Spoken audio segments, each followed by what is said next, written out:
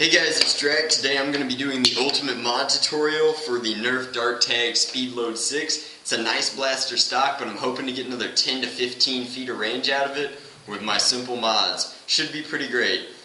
This is what they look like stock. You can see them in my review here. Now, to get it open, you're just going to come in with a Phillips head screwdriver like so and remove all the screws. They're all Phillips head. There are longer ones like this, which are located in the cocking mechanism and in this yellow piece here. Once you get all those out of the yellow piece, there's one clip which comes off, and it just comes off. It's that simple. Then you're going to come in and remove this one other screw, which is tiny right here. It's the smallest screw from this place right here, along with all of these screws, which are the regular sized ones throughout the body. The next piece to come off is the half of the clip here. It's a banana clip just like the Quick 16, and that has nothing on the other side.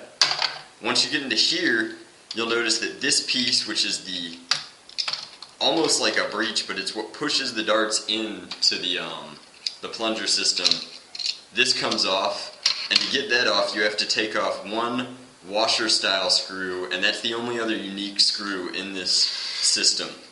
After that, you just fillet it in half, either with a flathead screwdriver like this, prying evenly throughout the body, and that'll come right off. On this side, you have the mechanism which holds the clip in place, and this piece will come off freely because it's just the piece that pushes darts up the magazine. Watch out, don't lose that, or remove it and set it aside. After you've done that, these are your internals. Now, to get at the internals, specifically the plunger rod, which is where the majority of our mods will be taking place, you want to come in here and remove the screws that are right here and here. They're the same washer screws that held the clip in place, and they're both Phillips head. This is also the front part of the barrel's way of locking into the frame, and these screws should come out with little to no difficulty. I keep having to pull the plunger rod back to get at this one because it's covered by this green plastic piece here.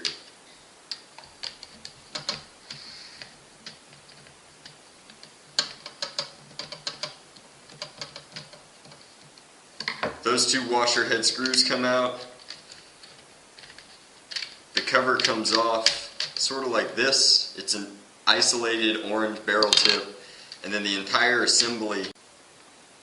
Alright guys, so to get at this plunger system, you've got to remove this piece which hooks the bolt sled onto this peg here, and that you need to set aside. And then you remove this black/green piece from here and just kind of set it aside. And then you come in and loosen this washer screw here to detach the catch here / dart tooth from the plunger system. After you've done all of those things, you just want to tease your plunger assembly out while loosening the two screws down in the housing for the plunger system and pull it out the front where you'd already taken off this piece. Now as you do that, you'll notice that it's a pretty standard reverse plunger system, except it's got this kind of door here, which is how the darts feed in. Set that aside, and then come in and remove the back of the plunger. Now you'll see that this has the new style air restrictor. Now the easiest way to remove this new style of air restrictor is to come in with a ridiculous bit like this and a screwdriver that'll fit all the way down in and just drill it out. Now after you drill out through, you'll notice that I'm getting clean all the way through, and you want something that looks sort of like this.